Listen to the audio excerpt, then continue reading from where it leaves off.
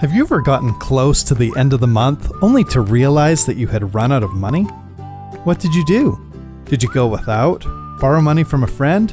Maybe just floated the expense on a credit card? There's an old saying, if you don't manage your money will manage you.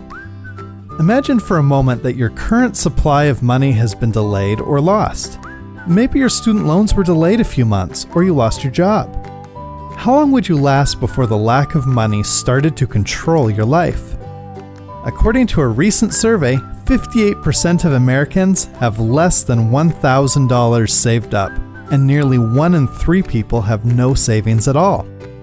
In this module, we will take control of our finances by creating a budget and building an emergency fund.